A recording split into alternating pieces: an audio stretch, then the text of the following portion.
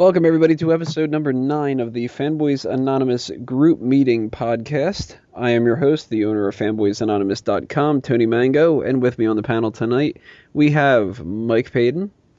My name is Mike Payton. And Eddie Sequeira. That is my name, yeah.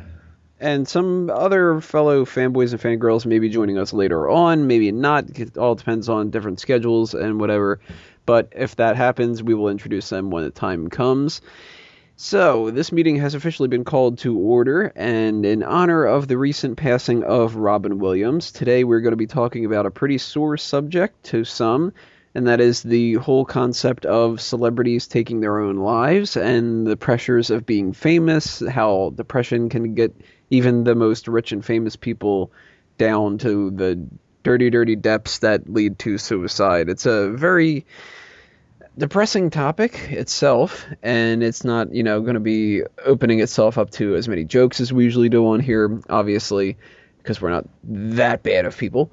But we're going to try to make sure that this isn't just completely doom and gloom for the entire time, and I'm pretty sure that we're going to make this a quicker episode as well, just because you stick around a topic like this too long, you start getting, really down. But basically, we're going to talk about all those kind of different things, substance abuse problems, drug addictions, and the pressures that being in the limelight can bring onto these people, and the differences between what a celebrity deals with depression and the average person, because it's not like this is something that affects only celebrities. I mean, people that are normal, non-celebrities suffer from this kind of stuff all the time.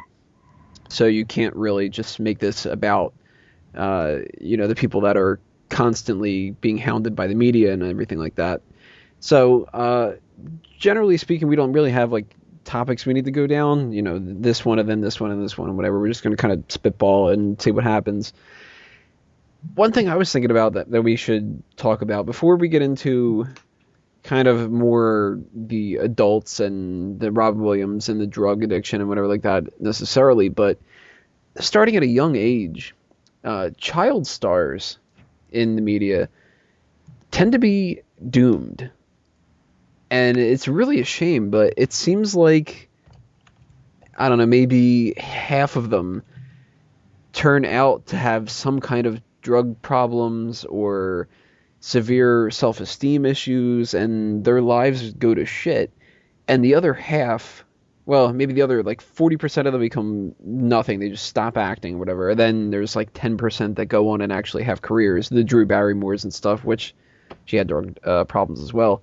But what do you guys think it is about child stars that really it's such a demanding thing? Is it the fact that they're in the spotlight at a young age? Is it their parents that's doing this for them? Is it the pressure of already peaking at that early time of your life that they can't ever actually build towards anything else? I mean, most people, when they're a kid, and then they start growing up. These kids have to essentially grow up and do things that adults don't even do in a lot of different ways.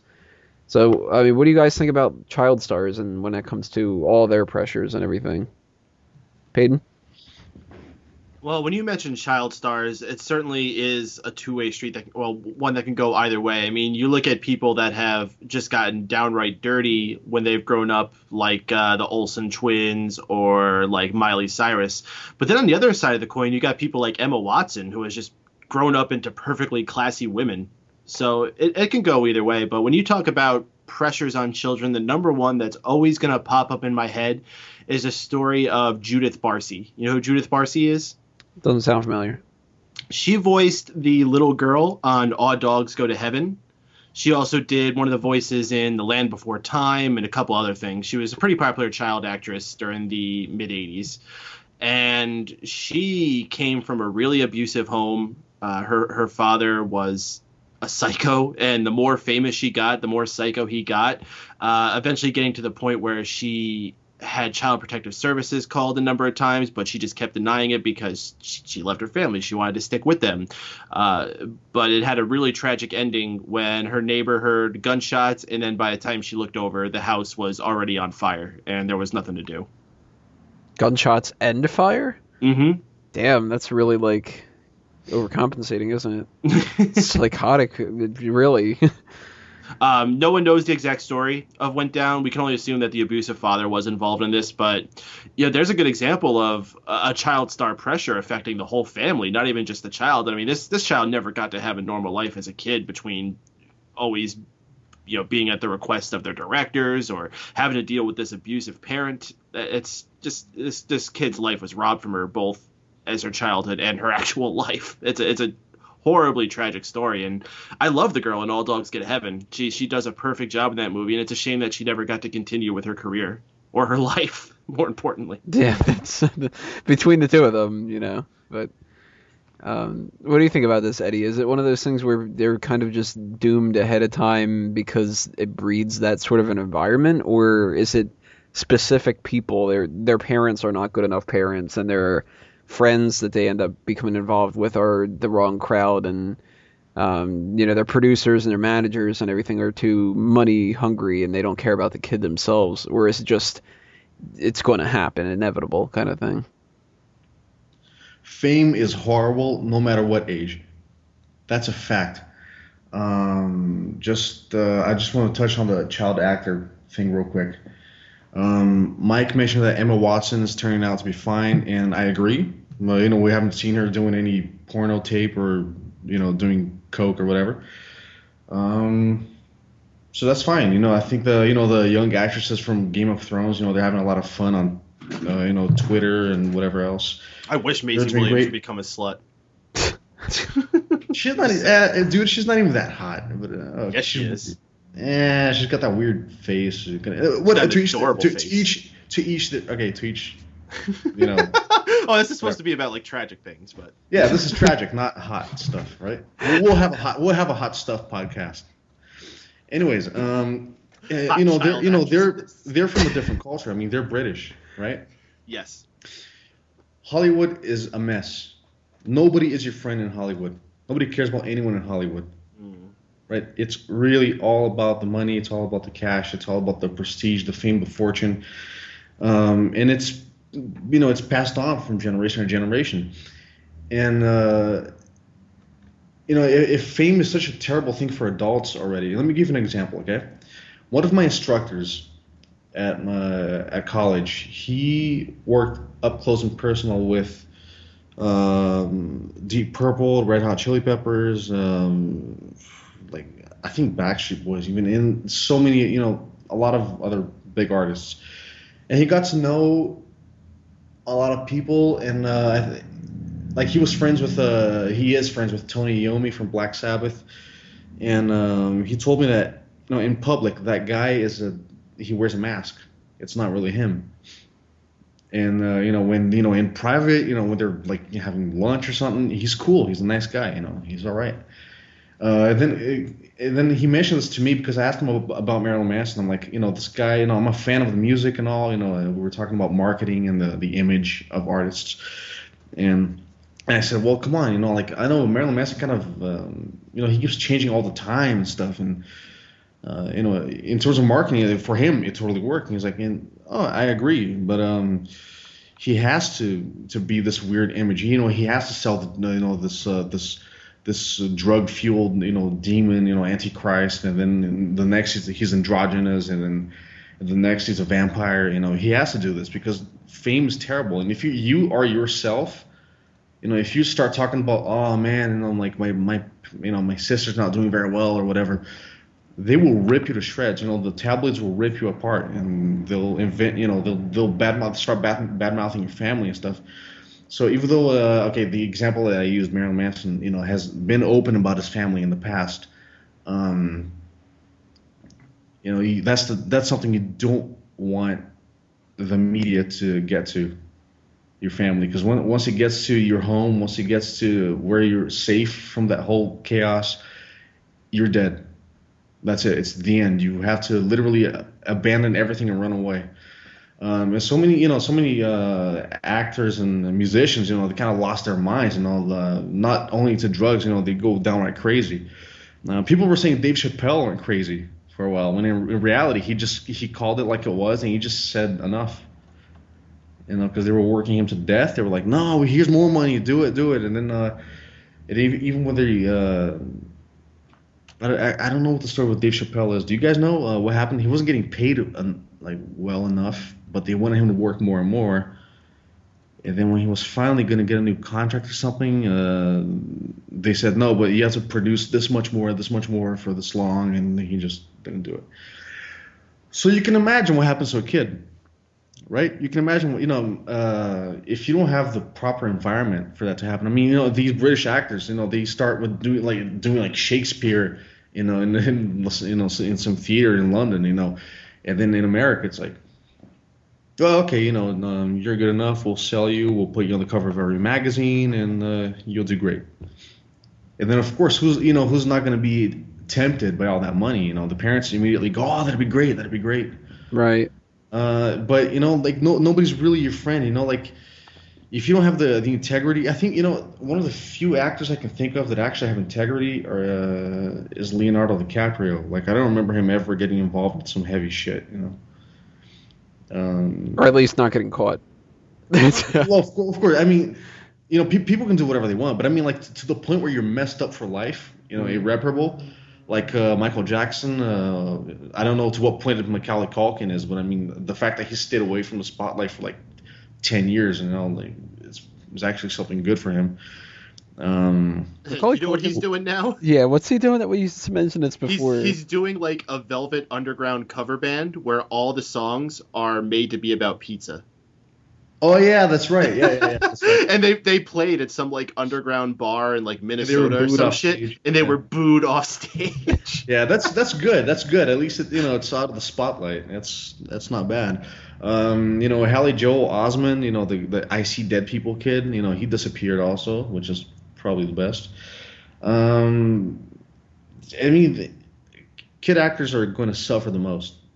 One person they're dealing with, emotionally, they're dealing with things that they are not meant to be dealing with. And that at a younger age, they're like at age 12 or 13, whatever, they're going to be exposed to coke and weed. I mean, I'm not saying the kids nowadays aren't already, because let's face it, this generation's fucked. But I mean, over there, it's a lot worse. One person who ended up saying before that they really regret ever getting involved in this kind of stuff is Jake Lloyd, the one who played Anakin Skywalker in Star Wars Episode 1, The Phantom Menace. He has done different conventions and stuff because, I mean, there's this kind of like unwritten rule where if you were famous enough that people could recognize your name, but not famous enough that you can actually get steady work, that you do the convention circuits and, you try to capitalize off the fact that you were... Yeah. You were, I don't know, Lobot in The Empire Strikes Back and shit. Right. But he did that for a couple of years afterward, and I don't remember when the interview took place. It might have been last year, it might have been the year before that or whatever, but I remember seeing an interview that they had with Jake Lloyd, who, I mean, he grew up to be like a normal-looking guy. He's not like, incredibly overweight or... really, really odd looking. Like the people give that Jonathan Lipnicki kid a bunch of bullshit because it was like, apparently he was like this like super cute little kid. I wasn't judging little kids at the time or whatever like that from a parent's perspective, but the adorable little kid and Jerry Maguire, then people were like, oh, he grew up to be an ugly man and whatever. Like, but Jake Lloyd ended up like he growing up the way that he basically looked like he was going to, but despite that, he said that he just got ridiculed constantly for being Anakin Skywalker, which is not something to get ridiculed about. Like, that's not you were the stupid kid in some kind of a movie. You were fucking Darth Vader.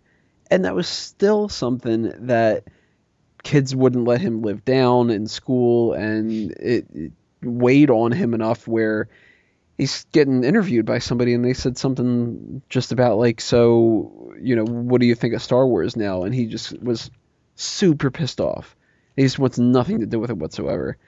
And okay, go ahead, finish. You would think that like a lot of these people, the way that fans treat a lot of these things, where it's, some of the most important things in their lives, you would think being involved in that would come with this kind of sense of responsibility and the sense of pride or whatever, but there seems like a lot of these kid stars, or adults too, I mean, it happens to everybody, they've got that spike at first where they're super into being famous and super into being well known and all the benefits and all that, and then they resent the fact that they ever did it. I don't know if Edward Furlong is somebody who Oh resents the yeah. fact that he did it, but I know that he took a real dark turn from Terminator 2, and his career just went to hell.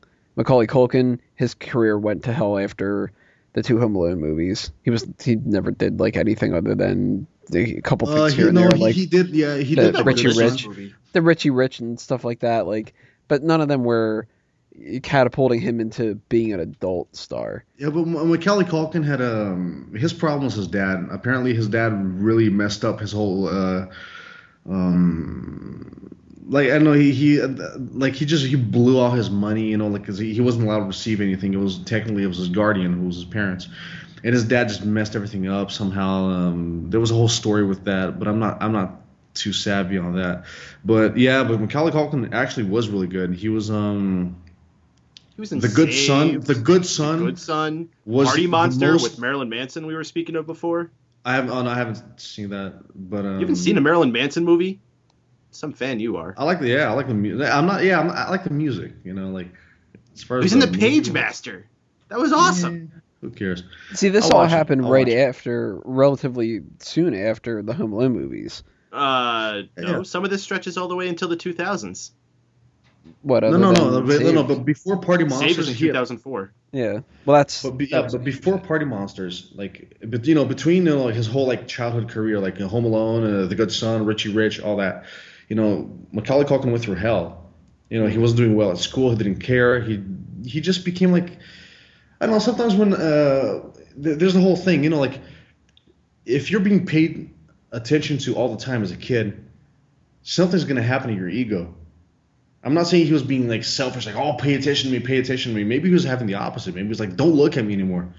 You know, like, oh my God, I'm getting a fucking zit. Like, you know, people are gonna look at that. And imagine all your insecurities. Imagine like, you go to school and you're bullied or something, or you're insecure about something, and then people make fun of that. And then no matter where you go in the world, people will treat you like, you know, aha, you got that thing where, you know, we can make fun of you for that.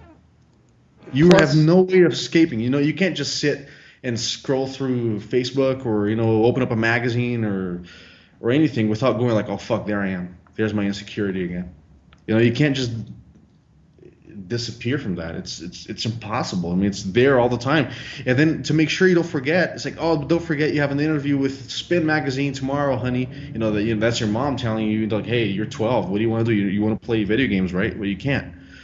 So there's a whole aspect. It's I mean, anthropologically speaking, it's really really bad for, you know, the fucking species to do this, because you're making you know a kitten, you know, try to jump across the room to get food, but you can't because it's just a kitten.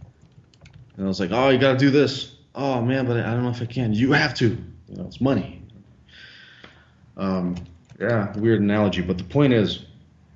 Yeah, Michael Jackson kind of went through the same thing. I mean, but that just like Macaulay Culkin, and his dad had a big hand in it. I mean, Michael Jackson, like when he was like 8 years old or 9 years old or something, around that period, you know, his older brothers, you know, 12, 13, 15-year-olds, you know, after a concert or something, you know, they would all like share rooms in a hotel or something, and they, you know, they'd have girls over and they'd have sex. And what's little Michael to do other than like just like lie there and pretend he's not hearing anything? right. You know, it's kind of you have all these bizarre situations that's like, oh man, I could handle it, but you don't know, you'll never really notice, like, which is why Michael Jackson would always love, you know, he would always be friends with the child actors, right? But yeah, I mean, it's really the culture. I mean, like there's this like dog eat dog kind of mentality in Hollywood. And if you don't have a really strong like organism to handle all the coke and all the stress and all the excess, and if you can't prioritize what's really important in your everyday, in your weird everyday life, you know, 'cause I mean, what's an everyday life to these people, you know, like you know, for these women, you know, these actresses to get manicures and pedicures, they have to like dress up as like a bum, or they got to disguise themselves so that they won't get photographed, which is understandable. And then when people do it, it's like, ah, what a freak, she's doing it. And like I remember there was once Julia Roberts was dressed as a hippie in New York, but she was recognized anyways. And they give her shit. They give her shit for it, and I'm like, oh my god. Well, what's weird is, I mean, it's not so much weird as it is just sad. Completely wrong word on my part. When these kids, I mean, we're going more for kids right now, but of course we're going to get into the things that like the Robin Williamses and stuff. When you deal with these pressures, it seems like the go-to response is to get into drugs, because that's something that will ease the pain and it will make it seem more fun, and you've got peer pressure going on. You can't be in the wrong crowd with the wrong people, or else they're going to put the wrong pressures on you, and if you don't do it, then you're screwed, because it's one thing to be a normal person in high school and to have people pressure you to drink or to smoke pot or to smoke cigarettes or whatever like that, and you can turn them down, and really only the negative consequences that you can run into are that group of people thinks that you're lame, or worse comes to worse, you've got the whole school thinking that you're stupid or that you're a pussy or whatever the case may be. When you're in Hollywood, those are people that are connections. Those are people that can ruin your career or they can make your career. So you feel even more pressure to do that. And somebody like a Lindsay Lohan clearly got into the wrong stuff from childhood, and it has stuck with her ever since then. And she's not going to get out of it. She's going to end up dying from this kind of stuff, or she's going to screw her life up so much that she's completely out of the limelight. Nobody gives a shit, and she's going to be some washed up old joke, and that'll be it. And when you get into drug addiction, no matter how much you get into it, you're screwing yourself, because they don't call it addiction for no reason. People lose their entire lives to drugs. Robin Williams was somebody who struggled with that kind of stuff, and he was unfortunately at the right kind of age at the wrong time period to get into some serious drugs, to get into coke and get into I think that he had done heroin before. I don't want to say that 100%. Don't take my word for it, but I think he had said that he did. And obviously alcohol, and that's a very underrated addiction that's out there. But he grew up in a time period where that facilitated that behavior, and that apparently stuck with him up until a week or two before he decided to kill himself. They said that he was being treated for rehab yet again after doing that for multiple different times, and he was never able to kick the habit. But before we get into this kind of stuff, we have another person joining us into the call, Caroline Oliveira. What's up, Caroline? Hey guys, what's up? Woo! We are talking about child stars, and we're going to get into a little bit of drug addiction in general with different people. I just brought up the idea of Robin Williams being a previous drug addict from when he was younger, and how that tied into his eventual suicide. And you get these people like Lindsay Lohan that have done that from a young enough age where they're probably not going to be able to kick the habit. If we're on the subject of child stars, and when it comes to depression and the pressures of fame and celebrities and suicides and everything like that, what do you think about that? Is that something that child stars are doomed to end up suffering through this, and the only thing that'll stop them is proper parenting? Or is it a situation where it's up to the individual person? You got to be strong enough on your own to do it, and if you're predetermined and predestined to fall into these pitfalls, then you're just going to end up doing it. What do you think?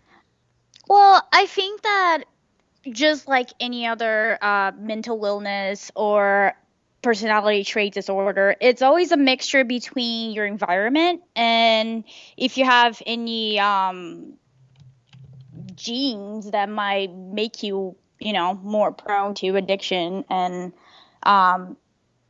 have issues with control or self-control, I guess. I think that the main problem with children that grow up being celebrities is that they surround themselves with a lot of yes people. So if you already come from a family, like Lindsay Lohan, for instance, if you already come from a family that your dad is an alcoholic and your mother has issues with drugs, and all of a sudden you're this big person that everybody wants you to be, at their clubs, and nobody's going to say no to you because you're famous and you're still underage, but that's okay because you're famous and they want to surround themselves with people like you.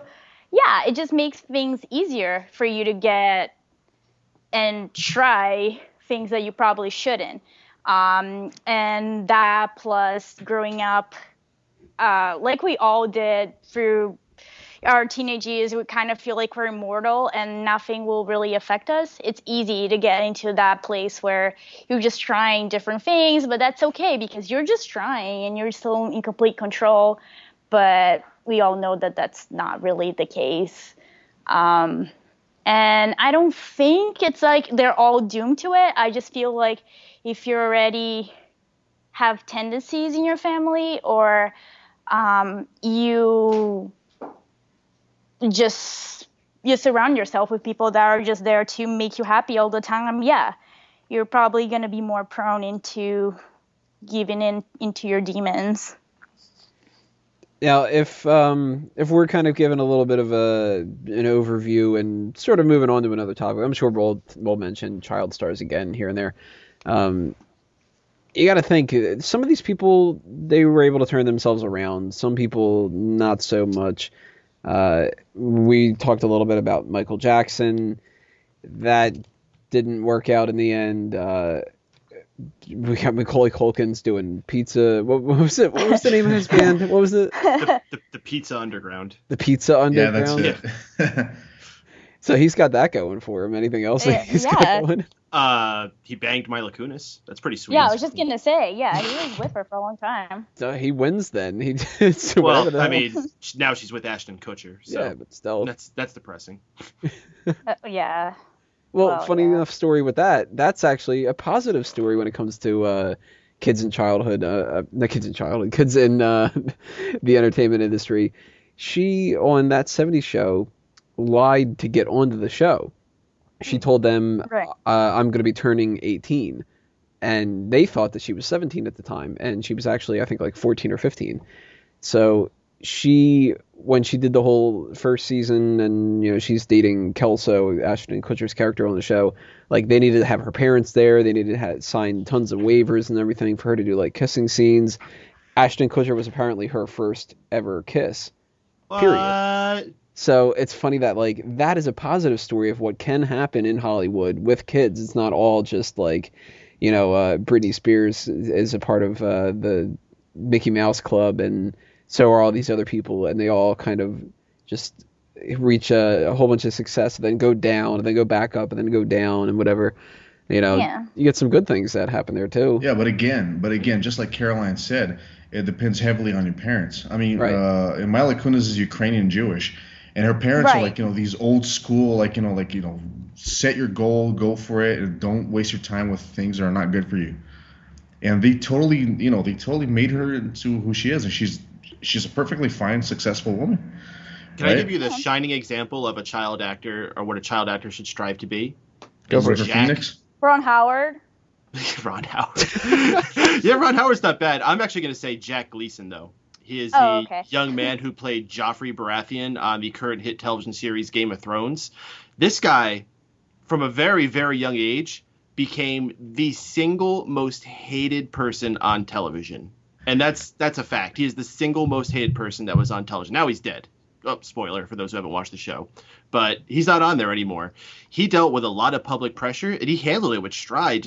I don't know what it was, probably his upbringing, but he handled all the public ire so well. All the people who couldn't separate him from the character that he is on TV. People see him walking the streets. Oh, that's freaking Joffrey, you jerk. Can't believe you killed Ned Stark.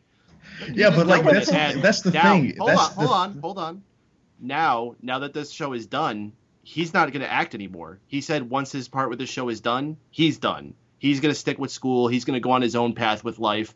And that's perfect. He made one of the most impactful performances of anybody in television, and he's just going to leave it at that. He's okay just being known as Joffrey for the rest of his life, because deep down, he's not Joffrey. He knows he's Jack Gleason, and that's the life he's going to live. Well, look at his Okay, upbringing. that's a good He's British. point. However, I would say that he probably has, I don't want to say his brain is okay. That just sounds bad. But I think that on the mental part of his health, he's healthy. If he was somebody who was struggling with depression or anxiety or any personality disorder, like Britney Spears, for instance, like she's bipolar, it wouldn't be the case, So are you saying perhaps these people should be tested before they get brought into Hollywood? Oh, no, not at all. I mean, most of the people in Hollywood have some sort of mental problem. That's what makes them really good at what they are. But I just think that if you and people around you notice that you have some sort of issue, and that brings the point that I feel like it's not explored at all in the world right now, is we don't talk enough about mental health. It's still a taboo. It's easier to say to a child who's acting up that, he just needs some Ritalin, he's just ADD, but you don't know that. Like, there are other things that play into our brains that could really damage us if we're on the spotlight, or if we're not, if we don't talk about these things. And watch out too for, our children and our friends. Yeah, life can be very complicated. So I just think that it just boils out to the fact that we just need to talk about it more and treat it just like diabetes or cancer. Now, we all know about it, and that's okay. But just because with mental illness, you don't get to see on a medical chart or on a blood test coming out positive or negative, it doesn't mean it's not there. So maybe what we could do is start a viral sensation where people pour buckets of ice water on themselves in order to spread awareness about it. Yeah, I think that, yeah, sure. That'll never catch on. Okay, let's just do Prozac. Just dump Prozac and eat on each other. That'd be awesome. If I get nominated 3 times to do that, I guess I'll do that too. I'll start doing it right now. Well, you bring up a good point about the idea of not necessarily testing ahead of time, but people predisposed to certain mental issues. There's something, and I'm blanking on it on the top of my head, but they've done tests where they've been able to see that the section of the brain that deals with creativity is overlapping with the section of the brain that is insanity and depression and a lot of the negative sides of things as well. And there is some link between the two of them where you kind of, you're the starving artist. You got to be nuts to do it, or you got to go into a weird, different kind of a mindset to be able to be that good of an actor, because you can pull off being Hannibal the Cannibal Lecter, and not go nuts. And you look at the way that Heath Ledger was doing his research for the Joker role. The Joker is a tough character to play if you really, really care about it. I mean, for all of us who are fans of the comics and stuff, we know the ins and the outs. We know that he's going to laugh. He's going to be, this prankster kind of a thing. But if you take it less of just the base value and you really try to think of what is going on there, his notes said things like what Joker would find funny, and like AIDS is one of the things. So he was sitting there thinking in his studio apartment, if I was the Joker, what horrible things would I laugh at? And he had to get into that kind of a mindset. And supposedly, I don't know the ins and outs of whether or not it's true or this is just kind of hearsay or what, but something that was going around at the time where Heath Ledger ended up accidentally overdosing was that he was taking sleeping medication because it had gotten to weigh him down so much to think this way that basically even kind of like the role had put too much pressure on him to kill himself. And if you have that predisposition to be able to trigger that part of your brain, where you can get into those dark kind of depths that most people can't do, you're already playing with fire. Right. There's that quote about, you be careful to look into the abyss because the abyss is going to look right back into you. If these people like these Robin Williamses and stuff, they've got this ability to trigger something that most people don't. And that's a lot of pressure. Smart people are under much more pressure than stupid people because they know that they have something to live up to, and they know when they make a mistake, and they can dwell on the mistake. The ignorance is bliss factor comes into play on everyday life. I mean, your average idiot, you can give them nothing and they'll be happy, and you give these celebrities the world, but just a little bit underneath it, and they know what they're missing out on. And that is something that plays a huge factor, I'm sure, in a lot of these talented people. Peyton, if you were thinking of the way that kind of works with people, these smart, already kind of nuts guys that get into drugs or they get into all the different pressures of Hollywood, what are your thoughts about that? I mean, is that something that it doesn't matter who you have around you, it doesn't matter what your upbringing is, if you've got that tick, it's going to go boom eventually? Well, I think once again comes down to people's personal abilities to handle these things. I mean, even as just regular people, we go through this age where we want to party and our friends want to party and everyone around us want to party. We want to drink. We want to smoke pot. We want to take Molly. We want to do all this crazy shit. This affects everybody. The problem is people in Hollywood have it so much more readily available, and they always got to up the ante. If the people at some rat club in New York City is taking 5 hits of Molly, I need to do 10 hits of Molly because I'm fucking big man in Hollywood. That's what I got to do. That's the problem. So it's all in personal things. I mean, everyone just needs to know their own limits, know what they're getting themselves into, but they feel invincible because that's the way they're made to feel. So it's like, yeah, I could take all this that would normally kill a man. I'm fine. It's not going to do anything to me. And then it does. And once again, that's not everybody. Some people know their limits. Some people party responsibly, and they should be allowed to. I think just because someone goes out and drinks and does whatever, even if they're in Hollywood, it doesn't make them a bad person. It's just all about how you can handle yourself. Don't fucking drive drunk. Don't overdose. Don't do stupid shit. That's all it takes. And that's something everyone needs to avoid. The problem is people in Hollywood, when they get caught, they really get caught. And it doesn't matter how little of a celebrity you are. If you get a DUI, if you accidentally kill somebody, even if it's completely 100% accidental in some situation, whatever you do, it's going to be blown up 40 times more than if you were just some regular Joe Schmo that did it. Right, and then it has an effect on your career, your money, your love life, everything. Instead of just, that guy that is from our town did that, and this select group of people are going to know, and everybody else is going to keep it quiet. It's out there. Perez Hilton will post something about it on his website. Fanboys Anonymous will post something on their website because we're fucking scavengers. But Eddie, what do you think about this? Is this something where the mindset of somebody can play a bigger factor than anything else, or what do you think? Man, I could say so many things about the factors at play here, but primarily, I want to I'll just want to take one step back when Mike mentioned some of the Game of Thrones actors, like the one that played Joffrey. Again, we're talking about these kid actors who were in the spotlight, but they dealt with the pressure and all, and they made right choices. England is one culture, the United States is another. In the United States, everybody is born thinking, "Wow, I was born in America. Hence, if I want, I can become an astronaut or a movie star or president or whatever."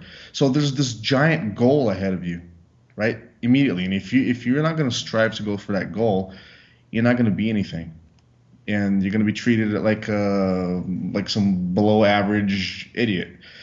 And here's a Robin Williams factor real quick. I read an article on Cracked.com a few days after Robin Williams died, and essentially it was a serious article. It's a very serious article about the editor. telling his tale about, like how he as the class clown found acceptance in being funny.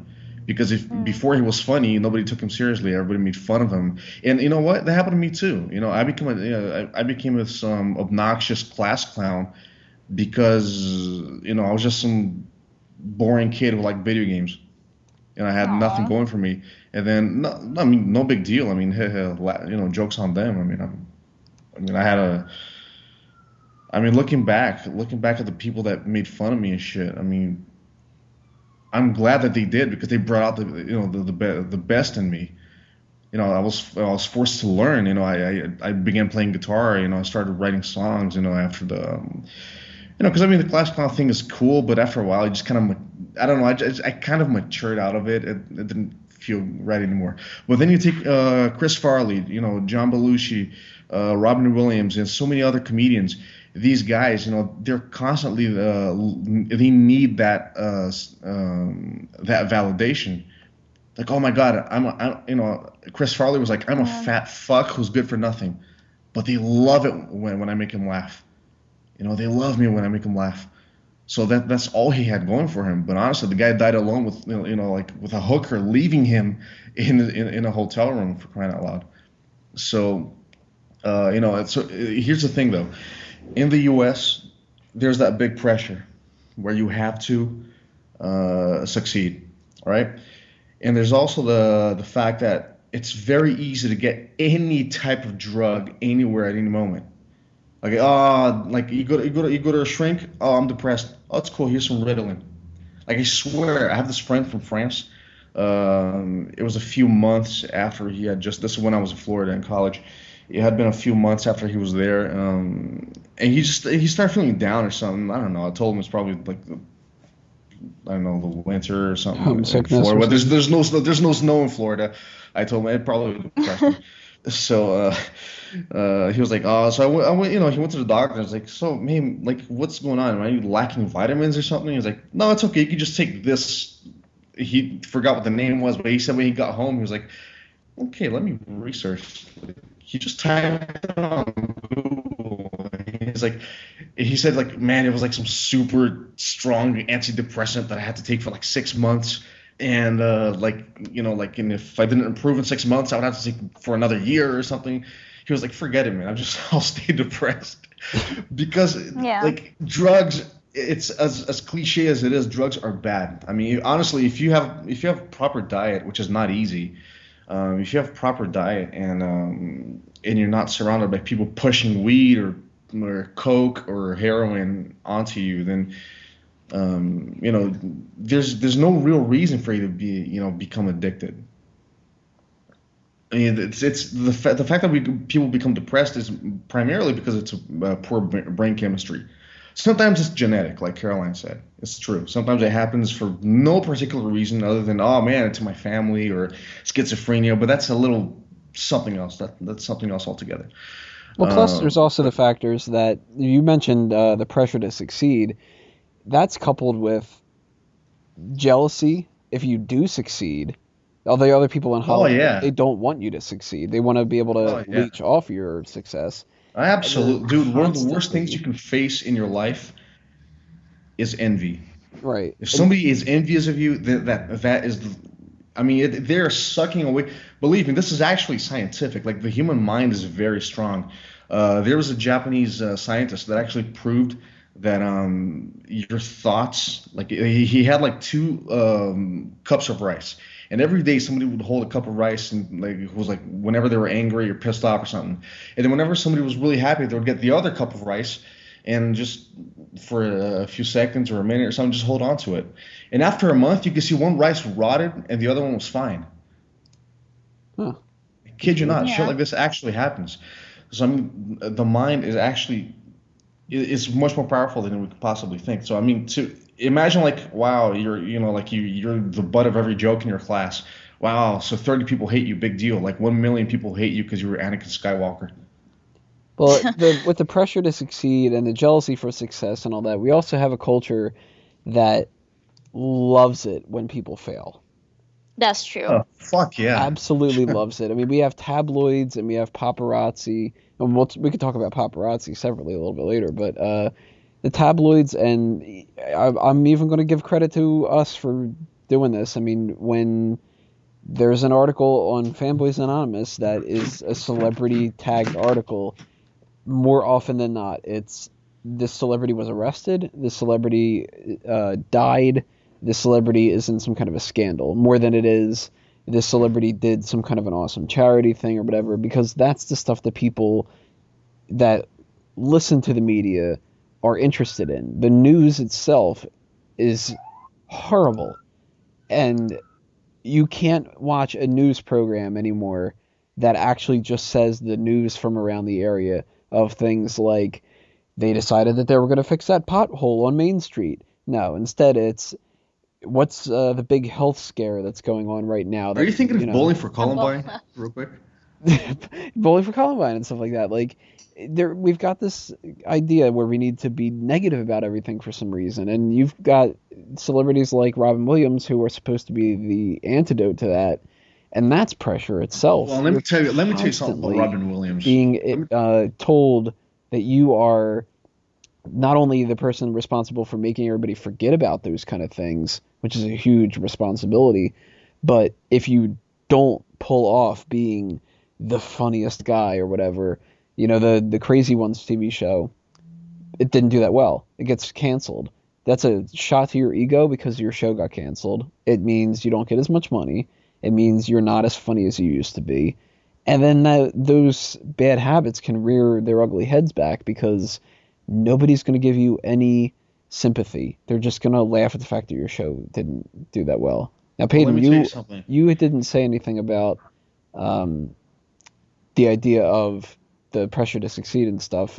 Before you get that point out, Eddie, I want to see if Peyton and Caroline have anything to say about that, because I think that we're going to jump onto a different thing here. But Peyton, what do you think about the pressure to succeed thing? Well, it's absolutely true. I mean, that's something that happens in any type of job you're going into. I mean, right now, at the job I'm at, it's just a simple freaking retail job at a mall, but there's pressure to have to succeed, and I'm competing with all these other people to get a management position. And it can get cutthroat. I'm not someone who personally would go into those means, especially over something so frivolous like just a mall job, but people do. Some people really will step on each other and tell bold-faced lies about each other to get themselves into just the littlest job positions. Now imagine what you would do when you start involving multi-million-dollar movie parts or things like that. People will do damn dirty things to each other and even to themselves if it means that they'll get to succeed in that environment. And the sad thing is a lot of these people don't realize that there's other options. There's other parts that they can get, or maybe they could just stop acting. Maybe there's something else they can go into. And to bring this to something else that me and Tony are really versed on, wrestling, a lot of these wrestlers will just get stuck in this wrestling rut, and they don't realize that there's other careers they can go to. Like a lot of wrestlers later on in life will find themselves going into real estate or other things, and these people won't do that. They'll just keep wrestling until they're freaking 90, like Ric Flair, and now he's dealing with all the crap he's got in his life, like 5 freaking divorces that he's paying alimony on and all this other crap. Or hell, let's not even get started on Hulk Hogan and his whole family's problems. Why can't people just, like, I don't know, everyone's responsible for their own destiny, and when you have those pressures on you, and if it's too much, then leave it. It's just not for you. And people need to realize that sooner rather than keep pushing themselves into the situation where they're going to get themselves and all the people around them hurt. What do you think about the pressure to succeed, Caroline? Is it something that when you fail that much more, and it becomes that much more taxing on you? And I mean, it is. I mean, you don't even need to figure that out. But like, what are your thoughts on this kind of an idea? Well, I just wanted to say that, well, I'm from Brazil, actually, and I get everything you guys are saying about how things are here in the United States, how everybody is very, it really just wants to succeed, really just has high dreams from themselves. Yeah, that is very true. I came from a family where my parents are very just very intelligent, very into the academic life. And to me, it always felt like failing was not an option. And if I failed at one exam, it meant that I just failed at life. And I feel like, and I know it's crazy, but I feel like a lot in our society, in the States, in other countries, Asian countries too, there is this idea in the human mind that everything's very black and white. You have this dream, you go for it. If you fail, it just means that that's it. You know, you fail at the one thing that you really wanted to accomplish. So what now? You need to keep trying, like oh God, Hulk Hogan and all the other wrestlers you guys were mentioning, or people that do other sports or artists, anybody. I just think that we're just very, as human beings, we're just still very caught up in that mentality that got us through the beginnings of humans and the planet. It's about survival. Like, you can't really fail, because fail might mean that that's your only choice. Like, you need to succeed. If you fail, that's it. You might not get another chance. You might not get a chance at all. And it's sad and it sucks. And I feel like we're still passing on to this new generation coming up, is that you have to push yourself really hard. And if you can't make it, well, maybe the doctor will prescribe you some drugs for it. Or maybe you just need to find those drugs yourself, or anything you can get to the next level. And I mean, it's a crazy idea, and obviously not everybody's going to be able to keep up with that. I mean, I don't think most people will be able to keep up with that. And the people that do try to keep up with that and seem to be being really successful at it will break at some point. I mean, there's only so much we can take. So, yeah, it sucks. That's all I have to say. Going back to what you were about to say before, Eddie, on the pressures to succeed and Robin Williams and, the Chris Farley story and everything like that. What was, build on top of that, what was some of the things that you were going to say about that? Well, first of all, what I'm going to say is a little bombastic, but it's true. I expected Robin Williams to die any day. I mean, he was part of that whole cocaine generation of comedians that was coming out in the late 70s. And, it was almost a given. I don't think there was a single – if there was anybody in showbiz – I mean, for real. I mean, people don't say this enough, but back in the early 80s, if you were in showbiz, you did cocaine. There was no way around it. I mean, there are very few people that did not do it. I mean, I'm talking like A-list, right? I'm sure, the up-and-coming actor was kind of like struggling, maybe couldn't pull it off, but it was a very strange time for them. I mean, there's this new substance in town. Everybody's doing it. And, oh, man, it's going to help my career if I hang out with these guys doing coke.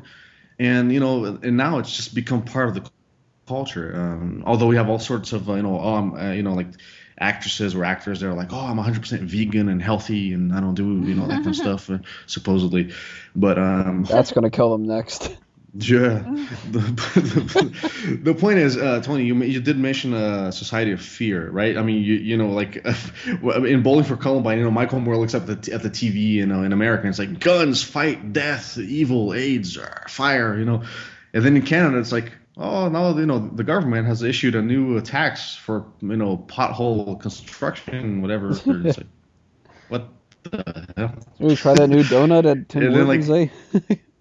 Yeah, there's such fear, and here's the thing, man. It's all about control. There's mass control of the population because first of all, people fear stuff. If you're everything, even again in Bowling for Columbine, such a delicate subject was touched upon, and Marilyn Manson gave like a 30-second interview, and she said it all, and they're like, oh, you're afraid you're gonna get bad breath, and the girl's not gonna want to fuck you because you have pimples and whatever. And basically, if you keep Mike, what are you writing there? Control. Okay. Yeah, you went a little transformery on us for a second there. So then this whole fear thing, and then add that to the fact that a lot of doctors make commission on pills that they prescribe. Right. And then add that, like, so you're not only looking at substances like alcohol and cocaine, but, like when you have a friend that's like, oh, it's okay, I have this doctor, he can help you out. And it's like, okay, he just gave me Prozac. Yeah, big fat help, huh? Well, When all you need is some, what was the substance? Damn it, it's even in pasta, man. What was that substance that I read that is it's in broccolis and stuff? What? Niacin, I think that's it.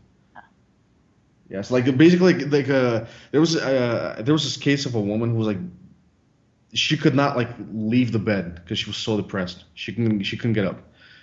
And then one day this one doctor, like, just try niacin, these niacin heavy pills, like super, like 1,000% of a dosage, and she take them regularly, and she became normal.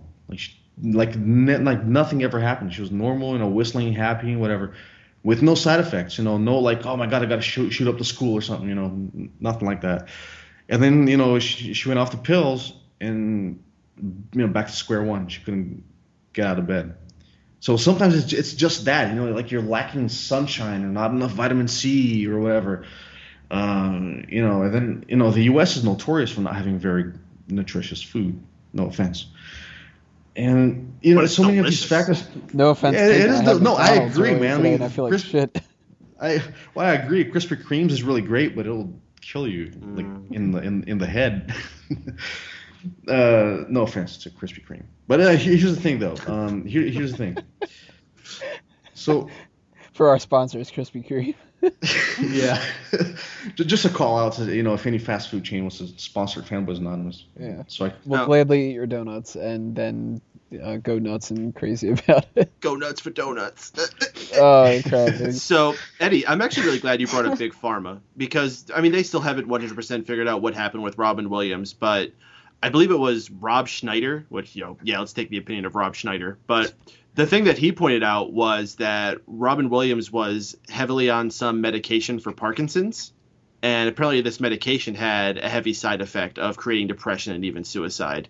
So Big Pharma is certainly a responsibility for changing the ways people's bodies works. That's happened to anybody. I'm very hesitant about putting any type of man/machine made pill into my body. I'll go ahead and say it forthright. I smoke a lot of pot. Pot doesn't bother me. Pot comes from Mother Nature. It comes from the ground. But you hand me any kind of pill, I'm instantly really skeptical of it, and I will not take it unless I'm 100% sure it's safe and I need it. And that's a problem that goes all around. Like, that's not just for celebrities. That's for every single one of us. We're putting all this terrible, terrible stuff into our bodies so that doctors and some scientists can make a few bucks. Well, that's not only it. You're totally right, and I agree. You complimented what I was about to say, and it's just it becomes really hard to who are you going to trust. When you look at Hollywood's a microcosm. It's a metaphor for the rest of the world. Who are you going to trust in Hollywood? Who can you trust if people learn that, oh, no, this is definitely the best thing for you, and you go on some crazy, weird Scientology trip, which is basically Hanks. just a social club for people who want to throw money at the organizers. That's all it is. Person I would trust. Tom Hanks never does anything. Okay, fine. Tom Hanks is cool. Everybody else, fucking Mel Gibson tells me to do something or whatever. No, I'm not going to do that. Or Tom Cruise going like, hey, for a nominal fee, you too can join the Church of Scientology. Right, but if I'm, I'm at a party hanging out with a bunch of people and Tom Hanks is like, oh, if you've got a headache here, it's Advil. I'd be like, I think that it's Advil that he's giving me. No, wait, dude, let me tell you something. No. Let me tell you something about hanging out with celebrities.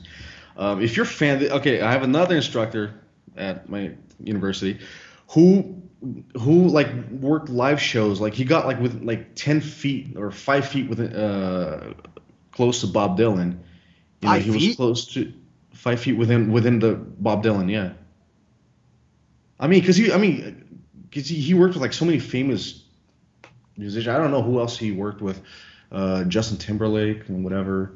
I don't know, like a lot of people. Anyways, he said, if you're a fan of someone, don't meet them. because they're gonna say something stupid. They're gonna do something stupid, and it's all gonna fall away. Because celebrities are people, they're assholes just like you and me, right? So if you like someone, if you think Tom Hanks is great, sit next to him for like 5 minutes and try to talk to him. No, Even if he starts a conversation with you, it'd be like, man, okay. Some people go like Dave Grohl. I'm pretty sure Dave Grohl will be cool all the time, right? But I don't know. On average, like celebrities have a really, really weird vibe going on because they're 24 hours going like, oh man, I got to keep this image, and not because they want to be the best all the time, but because it's a defensive mechanism.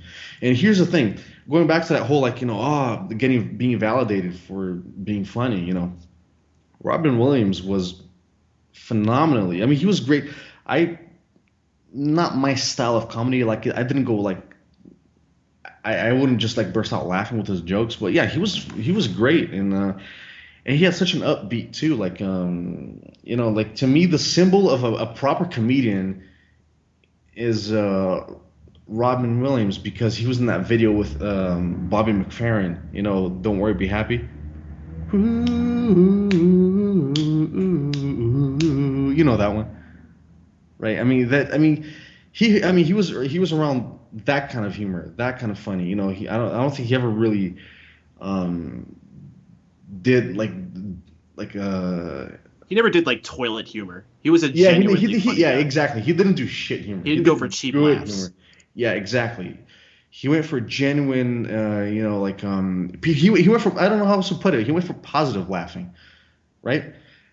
And I think that weighs so much on someone, because he's the kind of person who wants to see, he sees the world for what it could be.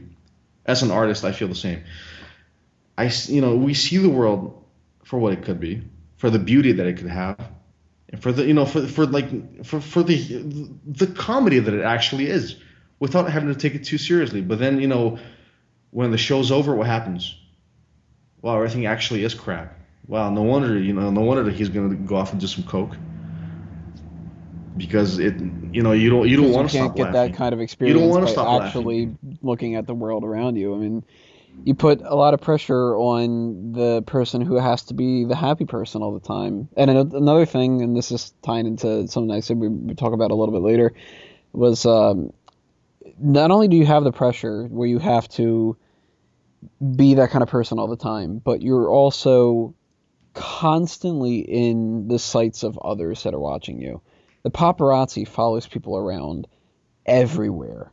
You can't get your family to not be involved. You can't step outside your house without having a mob of people that are taking your picture doing the most mundane things, because if they see that you're eating cheesecake, well, then there's going to be people talking about, what are you trying to gain weight now or something? Or why are you eating cheesecake instead of this kind of cake? Or this is the place that you shop, or these are the shoes that you wear, or whatever. The paparazzi is something that has to weigh down on these people and make them just so depressed, because everybody needs their downtime. And when you're a celebrity, you don't get downtime. You have to play up your character 24/7 for all the cameras that are around when you're not even filming anything. And that's something that's really crazy. What do you think about that, Caroline? Is the paparazzi a huge, huge factor in here that really should be dealt with? Yeah, I mean, I can't even imagine what it would feel like for you to not even be able to, I don't know, go take out your trash, or play with your kid on the playground or anything like that, and have people snapping pictures of you. I mean, I know that I would get really paranoid. It's just, but then again, like, it's hard, because I do have to say, I do buy those gossip magazines, and I do look at the pictures that the paparazzi take. I feel that it's my fault too, it's not just the paparazzi, but also the public really wanted to see those pictures and paying money to see all that. It's almost like sometimes celebrities are not even human. They're just there as objects that just are meant to entertain. And just going back to the whole thing of wanting to see people fail, yeah. I mean, if we see a celebrity like Britney, like when she gained a lot of weight and then she shaved her head. I mean, I guarantee that sold way more magazines than when we see her getting back to her former self and taking care of her kids the way she should have. So I think it's a mixture of paparazzi and the public as well, employing those paparazzi to take those pictures and just making celebrities' lives more challenging and with no real downtime and time for themselves. What do you think about this, Peyton? I think Carolyn is absolutely 100% correct. As much as we could say the paparazzi themselves are guilty, it's the human people themselves are the most responsible for this, because we're the ones who are going out there and buying those tabloids. We're watching those channels. We're watching TMZ. And you know what? Credits to TMZ, actually. They capitalized off of initially making themselves just a regular tabloid show and going off of celebrity. They've expanded themselves into being a serious news show now. Like, they're one of the most credible news sources out there of anything on TV. So kudos to them for at least expanding themselves, even though they still heavily involve themselves in celebrity news and all that and gossip. But they've at least taken that opportunity to expand themselves further outward, and maybe eventually they can get away from it. But as long as people are making ratings with that stuff, as long as that's what people are showing interest in, that's the way it's going to be. Wasn't this like the plot for Anchorman 2? Like, originally, like, didn't Will Ferrell's character want to keep, like, reporting regular old school news, but the times were changing and they had to start showing, like, crap? I don't know. I turned off Anchorman 1. I don't know. What? Yeah. Not my type of humor, sorry. Yeah, I got about 5 minutes into him just being like, "I'm Will Ferrell." No, don't say that, man. Don't say that. Will Ferrell might grow depressed or something. You never know who's listening, man. I'm trapped in a glass cage of emotion. If Will Ferrell because is you've never listening, seen Anchorman. If he's listening to this, then as much as I do not care for Anchorman, Stranger Than Fiction is fucking awesome. So you get a lot of credit for that. I like the Talladega Nights. I didn't see that either. Oh man, the whole Ricky Bobby scene with the guy Sacha Baron Cohen. Oh my god, that scene's classic, man. But the pressures of the paparazzi and the people that buy into that kind of stuff, like you were saying, Peyton, the TMZ and Fanboys Anonymous, even, I can't deny it, and all of the other gossip things out there, and I'm sure that culture just breeds insanity, and it's crazy to think that you've got these people that are really, really talented and probably really nice people, and they're overlooked for no reason other than that they don't have some kind of a hook, and then they're struggling to be in the acting business or the music business or whatever. It doesn't really matter. They're all the same.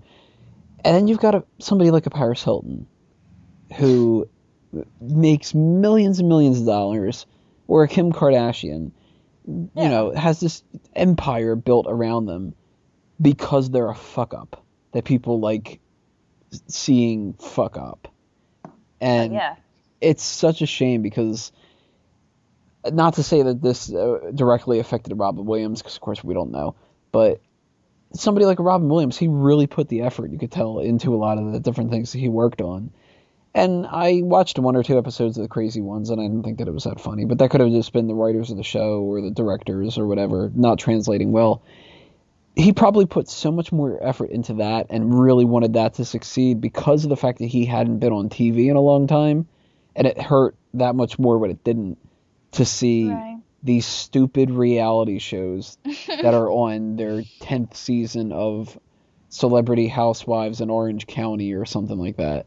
And that's got to weigh on you. It weighs on me even to know how much effort and work that I put into my wrestling website and Fanboys and all my different projects, and then to see that I'm not at the level that I should be yet I can see these people on YouTube that do unboxing videos, or just because they're attractive and they want to show off their chest, this girl gets 3 million subscribers in 2 months, and I've been on there for years, and I've got 1,000. Tony, what if we spent the last week watching a lot?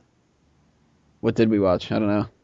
Fish playing video games. Yes. I am currently, right now, I just actually reopened it, so it's funny you bring this up. I am watching not one, but 2 fish fight against each other on Street Fighter 2. By the way, who's winning? It's pretty evenly matched right now, but I think Robert the Bruce might pull this one out. Ooh. Yeah, I think he might pull this one out. Oh, yeah, he's on the move. He's got this. Which, that's crazy, though. Isn't it crazy? Because we can sit there and we listen to this and watch this after we had recorded one of our podcasts, which we put a lot of effort into these podcasts. We have to edit them. We have to record them. We have to plan ahead of time. We have to actually, set up promotional stuff for this. And yet at the end of recording that Monday Night Raw post show, or the Smack Talk one, whatever one it was the other day that we were doing at that time, we decide that we're going to go check out Fish play video games on Twitch. And at the time that we're doing that, it's like 3 a.m, and there's 6,000 people watching it. And we're like, God damn it, the last episode that we uploaded on YouTube might have 200 hits. And that's over the course of a week. Yet there's 6,000 people that are like, let me go watch this fish play Street Fighter. It's crazy. And that has to weigh on you so much when you're such a talented person and you've got these other pressures that we had talked about and everything's fake and you've got these yes men, but they're also, they want to see you fail. And when you do fail, everybody blows it out of proportion that much more. And they can even just make something up about you and you get the negative stigma. It's insane. So no wonder why depression hits a lot of these people, because depression can hit us all, and it's not a safety net. Some people like to complain, and I haven't heard people say this necessarily about Robin Williams yet, but I've heard it about a lot of people recently. I heard it about Philip Seymour Hoffman. I heard it about almost anybody who dies of something that isn't a pure accident. Obviously, people aren't talking about it with like Paul Walker or whatever, but any of the drug addicts or whatever in Hollywood, a lot of people have the same complaint where they say, but you're rich and famous. Why would you ever want to kill yourself? Because of all these other things. I mean, the big thing that goes around when it comes to money and the whole root of all evil adage is that that's not your best friend. You can have all the money in the world, but that's not going to be something that loves you back. And that is, I think, probably one of the saddest things about being a celebrity. As a matter of fact, that's going to attract a lot of negativity. Right. Because it's money is a tool. It's just something that allows you to, it's the blood flow of, our current society, a big deal. It's not who you are. It's not a part of you. It's just something that you can use, but unfortunately, there are a lot of low lives because there is such a thing as good people and bad people. Honestly, and not because I've never met anybody who's genuinely evil. That doesn't exist. That's comic book stuff. That doesn't. I've seen ignorant. I don't know, man. I've seen ignorant. I'm serious. I've seen ignorance. I've seen stupidity. I've seen all sorts of things. But genuine. Are you aware of ISIS? I'm pretty sure they're genuinely bad people. All right. Even Al Qaeda hates those guys. All right. Chill. Let's not get into semantics here. But the point is, you're going to draw a lot more negativity from people who are interested in materialism than you're going to attract, people who actually want your well-being. Because it's so hard to see through the materialism. I mean, I've met very few people in my life that I can't say I know you guys truly, so you're excluded. But for the most part, I've met very few people who know what life is actually about. Who know that it's so much more important to not step on other people. Mike, you're at a job. It's some job. It's just some job, but people will kill each other for it, for a promotion. Mm-hmm. They will lie. They will sabotage the other person, and we live in the world that's like that. So it's and I know a lot of people who have no problem doing, stepping on other people, and then very few actually will discuss this with me and say, God, the things are so wrong. somewhere along the way, we fail to dominate, our instincts, and it's all about, screw it, I want to succeed, whatever, whatever the cost. And a lot of sometimes it's a little bit of everything. It's a little bit of daddy issues, like, oh man, I gotta succeed, so my dad can be proud of me finally, But that's never gonna happen. It's placebo. It's a pipe dream. I mean, if it's in your psychology, nothing is gonna erase it. So you have this whole thing with you have to up the children. Need proper upbringing, and then if you throw them, of course, you throw them in Hollywood, or you throw them in front of the TV, or give them an iPad when they're 4. It's just you're basically you're planting a really shitty seed for the rest of the world. But there was something I really wanted to touch on. It's something to do with Robin Williams, believe it or not. But I'll pass. It'll come to me. Well, is there any other topics that you guys want to throw out there? Caroline, is there something we haven't touched on yet that you want to toss out for us to start discussing? Give me a minute to think. All right, Peyton, anything else there other than a little update that Rob the Bruce did win? Yeah. No, honestly, I'm impressed we got as much discussion out of this as we did. This is a very timely topic, and it's a very real problem. So, I mean, I'm happy we did. When you first nominated, I was like, oh, are we really going to get interest in this, or are people going to show up, or are we going to talk about it? And I'm proud of us. I think we kept it classy for the most part. I think we did a really good job. I'm glad that we talked about these things. I have people in my family that do deal with mental illness, and really bad ones. So it's always good to see that people are talking more about this and just not being afraid to discuss topics that might be really dark and just controversial. So cool. I'm happy. And we joke around a lot on this show. I mean, we threw some jokes out for this episode as well, because we try to keep things fun and lighthearted and everything. Normally our episodes are about silly topics. What superpower would you want to have? Or we're going to eventually do an episode in the future, I don't know when, of who would your goal be if you could date anybody that's a fictional character. Like, the little stupid ideas like that. But when it comes down to it, cool. I mean, we have this website built around the idea that we are fans of this kind of these subject matters, and it weighs on fans in different ways than it does the people that are involved. And we also joke that the Fanboys Anonymous name, it's obviously a play on Alcoholics Anonymous, the equivalent of that for geeks and everything like that. But the truth of the matter is substance abuse, drug addiction, all that stuff, very, very serious matters. We can joke about stuff as much as we can try to keep things, have a little bit of levity behind them, but they are really serious, and depression is about as damaging as it can get. There's always a chance that you can be your own worst enemy, and there's always a chance that you can be involved in the wrong people and the wrong situations. And if you know somebody who is struggling with that, there are resources out there that you can consult to try to help them. None of us have all the answers. So we don't want to approach this as the idea of like we're trained psychologists and that's how we can do that. We're clearly not. I mean, I've got that whole psychologist to friends of mine kind of a thing going on, but I've got no physical training behind it or whatever.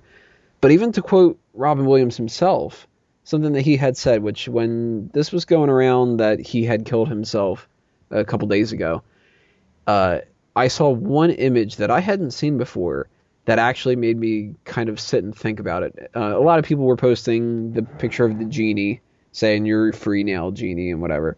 People posting things from 1 Hour Photo or from Jumanji, the little jokes about stuff. Of course, people sometimes taking it to bad extremes and sometimes just flat out being upset about it because they are going to miss Robin Williams. But one thing actually stood out to me, and that was a quote that he had said before of Suicide is a permanent solution to a temporary problem. And it's a real shame that even Robin Williams had gotten to a point where he cleaned his act up and he was able to tell people that's not something that you should consider an option. Yet it reared its ugly head again, and it ended up being too much. It's a shame, especially because of how talented he was and how beloved he was by so many people. It's not to downplay the people that aren't, to say that they're not worth as much or anything like that. That's clearly not what I'm going for. But for somebody who does have such a strong fan base and such talent, to not be able to get past whatever that was that he had going on, that makes it even more tragic.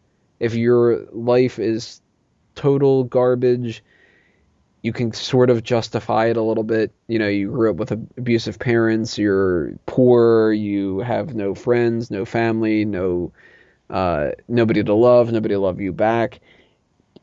It makes sense. And then when you've got the potential to have such a huge impact on everybody, and for them to have an impact on you too, I mean, you get a humble enough celebrity, they'll admit that they can be in a really bad situation and some person can come up to them and just be like, oh, I loved you in this movie, and it can turn their whole day around. It's really a shame that Robin Williams must have been so far gone and unable to take himself out of the metaphorical quicksand, that all the benefits from the money, all the benefits from the fame, all the benefits from knowing that he can make people laugh and has that talent just wasn't good enough.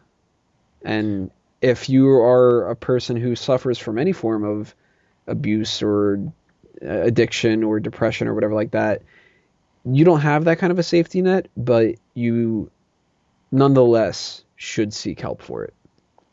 As a matter of fact, sometimes it's better not to have too much around your life. Simplicity is at times the best way to deal with it. Because if you have too much going on, it's really hard to really see. It's really, because sometimes depression is actually something good. Sometimes it's something that you're forced to introspect and find out more about yourself, and then it'll actually help you to grow. And like, I was depressed for like 10 years or something, like back in high school, and then I was like, well, what am I gonna do with my life? Then I got into music, but only like 6 or 7 years ago it kind of ended. Even though my dad died in that period, I kind of got out of depression in that period. It was weird, but it just kind of happened. I became introspective. I had to grow. And after all that I had learned on my own time, when I was alone and stuff, I was able to apply it when I was back to a full social life. So although I was never locked in my room. But as far as addiction is concerned, if you really want to understand addiction, you should read Anthony Kiedis' autobiography, Scar Tissue, because he touches on a subject that's very interesting. Like, once you're an addict, you're always an addict. You're an addict for the rest of your life. But you learn, just accept it. Like, it's okay to want to crave a substance. It's okay to crave a beer. It's okay to crave, heroin or coke or whatever it is. It's okay to crave that. Let it be, and that's the way you put it. And be religious about something. Like, help other. A lot of addicts. As a matter of fact, I think every addict in the world ever in history would only listen to other addicts. It's that kind of thing. Like, oh, you don't know what I'm going through, But if somebody has been addicted and they have credibility, they have street cred when it comes to other addicts, so they get to speak. I can only say from what I read, and because I'm a rock fan, I'm a metal fan. I hear about drug abuse all the time in every biography I read. I even have friends who've dealt with drugs and stuff, and it really sucks. Because it's like, the thing about, they don't really say about cocaine is like, oh yeah, he became addicted. But once you sniff coke, apparently your brain will always kind of itch, going like, hey, you gotta scratch this. Hey, you gotta scratch this. That's how cocaine works. And the heroin's another ordeal. Heroin is even worse. Because apparently there are people who can there's a 50-50 chance if you become addicted to heroin, you are so unlikely to get out of it that if you look at again the same band Chili Peppers, if you look at John Frusciante, like it's literally a miracle he got out of it. Like the guy was nearly dead, like he lost his teeth due to an infection and all that, and he's totally cool now. But there's some heavy shit, and what's even worse is that the pharmaceutical companies, they deliberately try to get people to go to shrinks and get these pills that are just as addictive to anybody who can afford it. So You can. so it's a very strange world we're living in right now, and the fact that Robin Williams passed really sucks, but it's not a surprise. You can sit. It's just it should have happened to someone else. It should have happened to I don't know, This is like almost talentless person who shall remain unnamed, but that's not how it worked. So, wrapping up what we've got to say here, unless anybody else has anything else that they want to kind of toss out there. Peyton, is there anything that you can think of? I'm going to think of something as soon as we go off. At this moment, though, my mind's pretty blank. Caroline, anything else?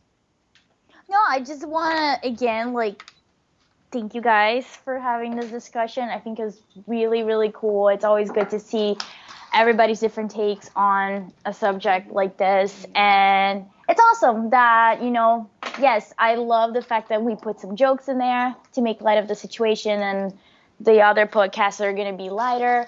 But I also think it's really important for us every now and then to have these out about something that it's impactful, and hopefully it might help somebody out. Maybe somebody will be listening to this and not be so ashamed of asking for help or, seeking out the resources. There are a dozen websites, billion websites on depression and anxiety, and they not only will give you information on how to find somebody to talk to, their groups, but also they have really, really awesome little exercises that somebody can do by themselves at home, where it's just mainly to calm your mind and make you feel more grounded. That's it. All right, then one last thing that we were going to do here is we're going to go around the table one more time and get out some promotion, any kind of things that you guys want to plug. Yes! Robert DeBruce just won another one. 12-2, baby. Oh my God. What the hell? I'm going to bet on that fish. I want to see this. Next podcast, Robert the Bruce. we might have to do. We might have to do like a championship ceremonial thing of Robert the Bruce. A whole lot of these. Yeah. We'll send him a medal. So, is there anything that you want to plug to what's going on out there for people to pay attention to? Eddie, you're up first. Yes, Tony. As a matter of fact, I'm going to be working on a lot of music for anything Fanboys Anonymous related. Very much because so. you asked me. Yeah, because you kind of asked for it, and then I was the only one who really volunteered. And now I'm the only one who has any actual talent, musically speaking. So, I'm going to pull it off. Because I feel it. Because I feel like it. And, oh, by the way, yeah, speaking of, being frustrated at watching people, talentless people, flourish in the media, how do you think I feel with the music nowadays? Apparently really depressed. So, yeah, next.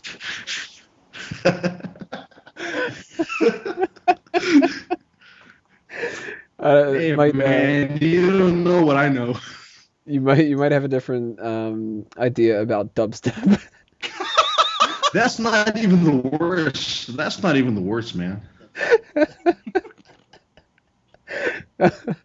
Peyton, anything you want to throw out there for promotional purposes? Oh, there's always tons of stuff. The easiest thing to do is to follow my official Twitter. That's at MRPADEN. That's Mr. Payton. Also pay attention to all the things we got going on at megapowersradio.com. Often a lot of those shows are also archived on fanboysanonymous.com, same place you're hearing this very show. So stay tuned for all that, especially my Game of Thrones show, Sand and Snow, the Game of Thrones podcast. We're on Facebook and Twitter. Follow us on there for all the funnest Game of Thrones memes to help tide you over until season 5 starts. Woo, season 5! Going to frickin' Dorne. Can't wait. Maybe there'll be a couple more crazy deaths that can be tossed into that tournament. I'm pretty sure there's going to be plenty of freaking deaths. I think that's one of the things you can be safe expecting when you're watching Game of Thrones. Man, I'm just shit scared George R.R. Martin might die, man. Yeah, well, you know what he says to people who say that? Fuck you.